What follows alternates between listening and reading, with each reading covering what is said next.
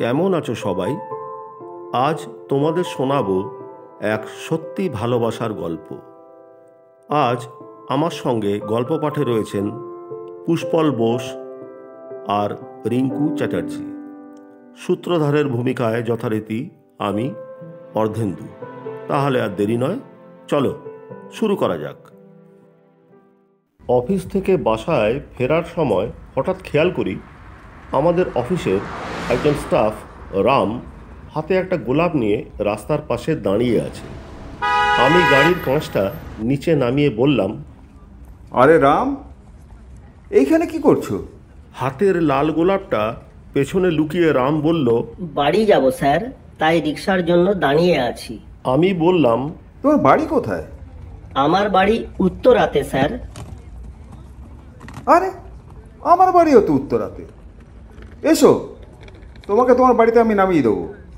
রাম আমার কথা মতো গাড়িতে উঠল। ফুলটা যখন আমার চোখের সামনে থেকে আড়াল করতে চাইছিল, আমি তখন বললাম, ফুল কার জন্য কিনেছো? মুচকি হেসে রাম বলল, আমার স্ত্রী অর্পিতার জন্য। আজ কোনো স্পেশাল দিন নাকি? হ্যাঁ স্যার, আজকের দিনেই আমি অর্পিতার প্রেমে পড়েছিলাম। পরদিন অফিস থেকে যখন বাসায় ফিরব তখন রামকে ডেকে বললাম, চলো রাম, চলো একসাথেই যাই। রাস্তায় যেতে যেতে হঠাৎ রাম বলে উঠল, স্যার, ওই ফুলের দোকানটাতে গাড়িটা একটু থামান না।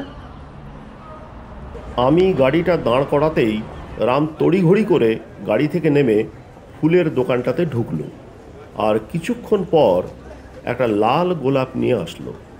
আমি বললাম, আজকেও স্পেশাল দিন নাকি? রাম আগের মতোই লাজুক হাসি হেসে বলল, হ্যাঁ স্যার, আজকের দিনেই আমি অর্পিতার প্রেমে পড়েছিলাম। আমি অবাক হয়ে বললাম, তুমি না কালকে বললে কালকের দিনে তুমি তোমার স্ত্রীকে দেখে প্রথম প্রেমে পড়েছিলে, আজকেও তুমি সেই একই কথা বলছো? রাম মাথা নিচু করে বলল, স্যার, আমি যতবারই আমার স্ত্রী অর্পিতাকে দেখি ততবারই প্রেমে পড়ি। সেই জন্য আমার কাছে প্রতিটা দিনই স্পেশাল।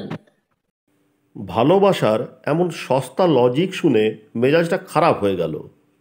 নিজের রাগটা কোনো রকম কন্ট্রোল করে রামকে বললাম, নতুন নতুন বিয়ে করেছো, হয়তো তাই তোমার কাছে প্রতিটি দিন স্পেশাল মনে হচ্ছে। আমার মতন 2 বছর সংসার করো, তখন দেখবে সংসারটাকে একবারে নরক মনে হবে। রাম আর কিছু বলল না। আমি রেগে গেছি, হয়তো সেটাও বুঝতে পেরেছে। শুধু গাড়ি থেকে নামার সময় বলল, স্যার, আমি বিয়ে করেছি 5 বছর 9 মাস হয়ে গেল। আমাদের ভালোবাসাটা কিন্তু এখনো একই রকম আছে। ঘরে আসার পর দেখি শ্রাবণী টিভি দেখছে। আমার আসার শব্দ শুনে শ্রাবণী কাজের মেয়ে শেফালিকে বলল, শেফালি, তোর স্যার এসেছে, খাবার টেবিলে দে। খাওয়া দাওয়ার পর বিছানায় যখন শুয়ে আছি তখন শ্রাবণী এসে বলল, কাল আমার 50,000 টাকা লাগবে, দোকানে একটা নেকলেস দেখে এসেছি, পছন্দ হয়েছে। আমি রেগে গিয়ে বললাম, তোমার 2 দিন পর পর এত গয়নার জন্য টাকা লাগে কেন? টাকা তো তুমি নিজে ইনকাম করো না, তাই টাকার মূল্যও তুমি বোঝো না। রোজ রোজ টাকা টাকা। আমার কথা শুনে শ্রাবণী রেগে গিয়ে বলল, নিজের বউয়ের শখ আহ্লাদ পূর্ণ করতে পারো না? কেমন পুরুষ তুমি? আমি ওর কথার কোনো উত্তর দিলাম না। শ্রাবণী বালিশ নিয়ে অন্য রুমে চলে গেল, আর আমি শুয়ে শুয়ে রামের কথা ভাবতে লাগলাম। হাঁদারাম বলে কি না, স্ত্রীকে যখনই দেখে, ধুস সালা, বউয়ের চেহারাটা দেখলেই তো মাথাটা গরম হয়ে যায়, প্রেমে পড়া তো অনেক দূর। অফিসে আসার পর রামকে আমার রুমে ডেকে এনে বললাম, তুমি খুব ভাগ্যবান পুরুষ রাম। আমি আমার স্ত্রীর পেছনে লাখ লাখ টাকা খরচা করেও ভালোবাসার রং ধরে রাখতে পারিনি, আর তুমি মাত্র 15 টাকা দামের গোলাপ কিনে এত বছর ধরে ভালোবাসার রং ঠিক ধরে রেখেছো। রাম তখন বলল, স্যার, ভালোবাসার রং কিন্তু বদলায় না, বদলে যায় মানুষজন। আমি বা আমার স্ত্রী, আমরা কেউই কিন্তু বদলাইনি। মনটা উদাস হয়ে গেল। আমি একটা দীর্ঘশ্বাস ছেড়ে বললাম, আমি বদলাইনি, কিন্তু আমার স্ত্রী বদলে গেছে। বদলে যাওয়ার জন্য হয়তো আপনি নিজেই দায়ী। এবার রাম আমার চোখের দিকে সরাসরি তাকিয়ে বলল, স্যার, স্ত্রী হলো মাটি আর ভালোবাসা হলো জল। এ দুটোকে মিশিয়ে আপনি আপনার মনের মতন আকৃতি গড়তে পারবেন।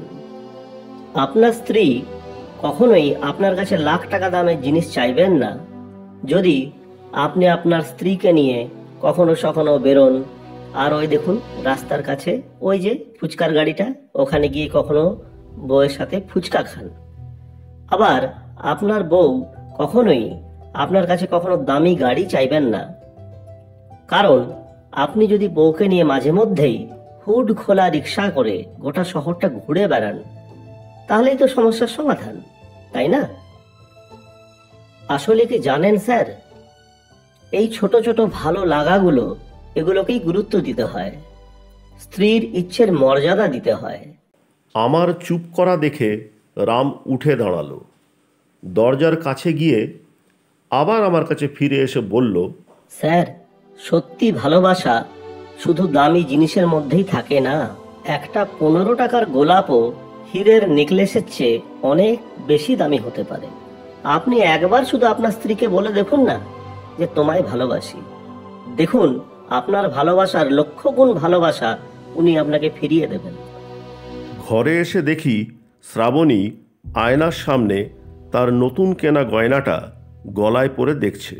আমাকে দেখে শেফালিকে বলল, শেফালি, তোর স্যারকে খাবার বেড়ে দে। পেছনে লুকিয়ে রাখা গোলাপটা বের করে শ্রাবণীকে দিয়ে বললাম, এই, তোমাকে আমি খুব ভালোবাসি। শ্রাবণী অবাক চোখে আমার দিকে তাকিয়ে বলল, তোমার ওই হাতে কি? তেমন কিছু না, 1 ডজন কাঁচের চুড়ি এনেছিলাম তোমার জন্য। ভেবেছিলাম নিজে হাতে তোমায় পরিয়ে দেবো, কিন্তু তোমার এই এত দামি গয়নার মাঝে এই কাঁচের চুড়ি কি মানান দেবে? একদমই মানাবে না। আমার কথা শুনে শ্রাবণী তার গলা থেকে নেকলেসটা এক টানে খুলে বিছানায় ফেলে দিল। দেখলাম ওর চোখের কোণায় জল। আমাকে আবেগরুদ্ধ কণ্ঠে বলে উঠল, কাঁচের চুড়িগুলো পরিয়ে দাও বলছি। একটা 15 টাকা দামের গোলাপ আর 2 ডজন কাঁচের চুড়ির মাঝে কি আছে আমার জানা নেই। আমি শুধু অবাক হয়ে শ্রাবণীকে দেখছি। হুট করেই 2 বছরের চেনা মানুষটা যেন অচেনা হয়ে গেছে। আজ সে নিজ হাতে আমার পছন্দের খাবার রান্না করছে, অথচ কদিন আগেও আমার খাবারটা কাজের মেয়ে বেড়ে দিত। সত্যিকারের ভালোবাসাকে কি টাকার মূল্যে ধরা যায়? কেমন লাগলো আজকের গল্প জানাতে ভুলো না কিন্তু। আর মনে আছে তো, আমাদের চ্যানেল ARC এন্টারটেনমেন্টকে সাবস্ক্রাইব করতে ভুলো না কিন্তু।